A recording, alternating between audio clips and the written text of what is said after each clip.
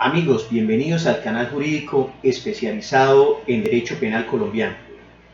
En el día de hoy hablaremos de una de las modalidades de la conducta punible. Hablaremos del dolo. Pero primero partamos diciendo que el artículo 9 de la Ley 599 del 2000 considera que para que una conducta sea punible en Colombia debe ser de carácter típico, antijurídico y culpable. Consecuente con la anterior definición, el artículo 21 de la misma ley considera que dentro de las modalidades de la conducta punible, la conducta es dolosa, culposa o preterintencional. La culpa y la preterintención solo son punibles en los casos expresamente señalados en la ley. Por eso en nuestra codificación se encuentran delitos como el homicidio culposo, las lesiones personales culposas y el homicidio preterintencional. Como ya lo manifesté, vamos a estudiar hoy una de las modalidades de la conducta punible, la cual es el dolo. Vamos a tocar 5 aspectos importantes. El primero, que es el concepto, bajo el artículo 22 de la Ley 599 del 2000. Segundo aspecto, posiciones doctrinarias. Tercero, elementos constitutivos del dolo. Cuarto, clasificación doctrinaria del dolo y los dolos más utilizados en Colombia. Y quinto, podría ser la posición jurisprudencial de la Corte Suprema de Justicia en algunas sentencias referente al dolo. Entonces, primer aspecto, el dolo. La conducta se determina dolosa cuando el agente conoce los hechos constitutivos de la infracción penal y quiere su realización. Pero también será dolosa la conducta cuando la realización de la infracción penal ha sido prevista como probable y su no producción se deja librada al azar, consecuente con lo del artículo 22 de la Ley 599 del 2000 o Código Penal Colombiano. Segundo aspecto, posiciones doctrinarias. Para Carrara, el dolo se define como la intención más o menos perfecta de ejecutar un acto que se sabe que es contrario a la ley.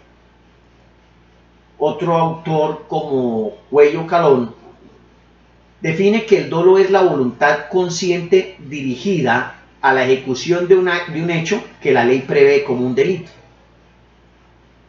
Para el autor Soler, existe el dolo no solamente cuando se ha querido un resultado, sino también cuando se tiene conciencia de la criminalidad de la propia acción y a pesar de ello se ha obrado.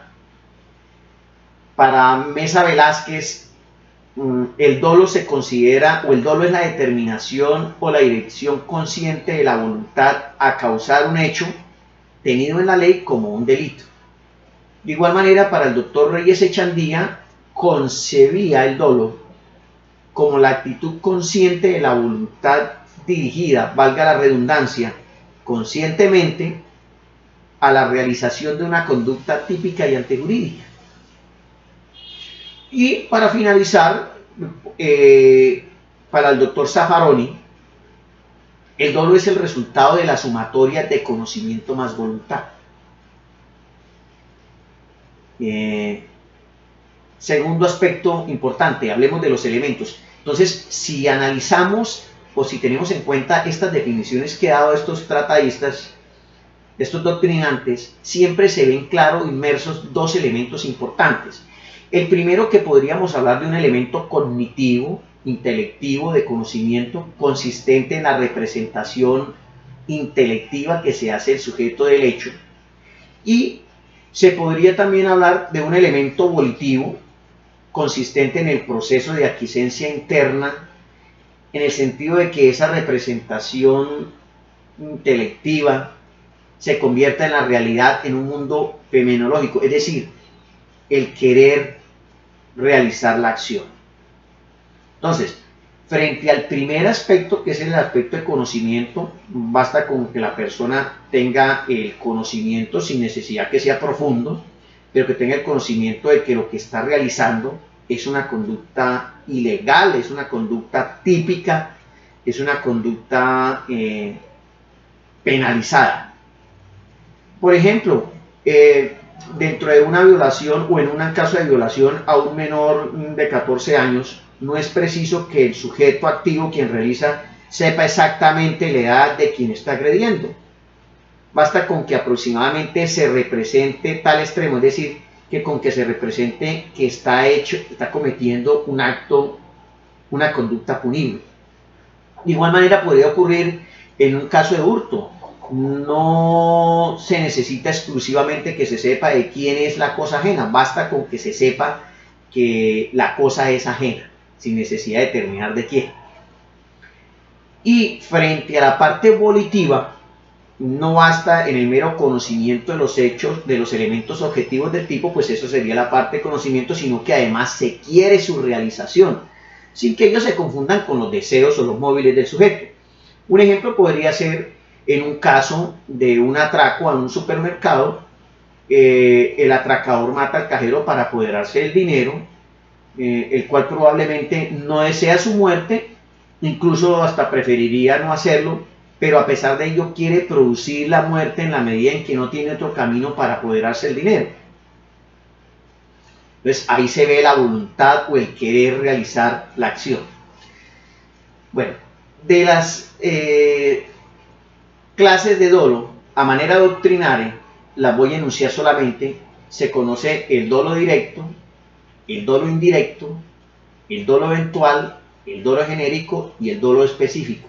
En Colombia, la jurisprudencia ha manejado dos tipos de dolos básicamente. El dolo directo, el cual se entiende como la situación mediante la cual el agente dirige su voluntad en forma consciente a la obtención de un resultado que es típico y antijurídico, ya sea por acción o por omisión, que ha previsto y ha querido en forma directa y de manera inmediata. Eso sería el concepto de dolo directo. Y el concepto de dolo eventual es que el sujeto agente, es decir, a quien que realiza la acción, queriendo un resultado concreto, se le representan otros como posibles y los acepta en el momento en que acaezcan. Podríamos decir que la conducta o cuando la realización de la infracción penal ha sido prevista como probable y su no realización se deja librar al azar, como lo contempla el último inciso del artículo 22 de la Ley 599 del 2000.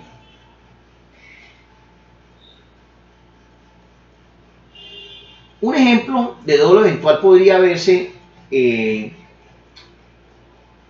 el caso de un conductor de un automóvil que ha apostado que atravesará la ciudad en menos de media hora y ve como un anciano en la próxima esquina se dispone a atravesar la otra acera, confiado en el derecho que le confiere un paso por la cebra. El conductor al volante se representa como probable que puede atropellar al anciano que se encuentra en medio de la calzada, contando con la probable muerte del anciano, pero no se detiene, pues desea ganar la apuesta y deja librada la suerte al azar. Efectivamente atropella al anciano, al peatón, el cual muere instantáneamente. Entonces, ahí está la clara representación del dolo eventual. Pudiendo hacer algo por evitarlo, lo dejó librado al azar, dejó librado a la suerte el resultado aquel.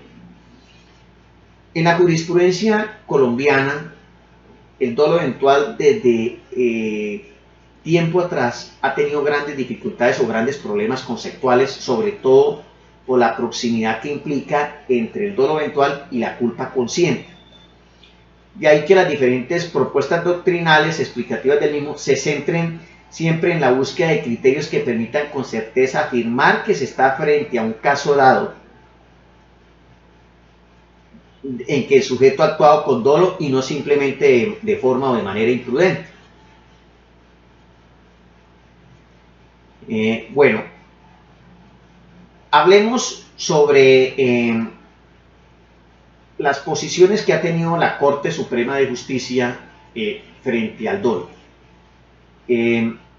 La Corte ha considerado, se ha visto, por ejemplo, a través de las diferentes sentencias, por ejemplo, a través de una del 9 de agosto de 1983 del magistrado ponente Alfonso Reyes Echandía, que considera que el dolo, que considera que un autor ha actuado con dolo mediante un acto de acción o de emisión emanado con humana libertad de su propio psiquismo y que realice un hecho penalmente antijurídico con conocimiento de su típica ilicitud, con conciencia de su antijuridicidad y con voluntad de ejecutarlo. En síntesis, se podría decir que es actuó con dolo aquella persona que consciente de que está realizando una conducta típica antijurídica y lo ha realizado con la voluntad de ejecutarlo. En otra sentencia de 1985, el 13 de marzo, del magistrado ponente Luis Enrique Aldana, la Corte definió que para que exista dolo, el agente ha debido proceder con conocimiento y con voluntad. Es decir, clarificó los dos elementos que hemos venido considerando en el estudio del dolo. De igual manera, en sentencia de 1989, el 7 de marzo, el magistrado ponente Jaime Giraldo Ángel manifiesta que el dolo implica el conocimiento de que se está realizando un hecho punible y se quiere su realización. En otra sentencia del 2002 del magistrado ponente Nilson Pinilla, radicado 15296 del 30 de julio, considera que para que haya dolo es menester la demostración de un estado intelectivo y volitivo, que por supuesto va más allá de la simple observación objetiva del descuido o equivocación. Es decir, la Corte Suprema de Justicia siempre ha considerado que se ven los dos elementos, que es el conocimiento y la voluntad de querer hacer o de cometer la conducta. Bien, amigos, hasta aquí este tema. En una próxima oportunidad tendré la oportunidad de compartirles la diferencia que existe entre el dolo eventual y la culpa con representación. Muchas gracias por su atención.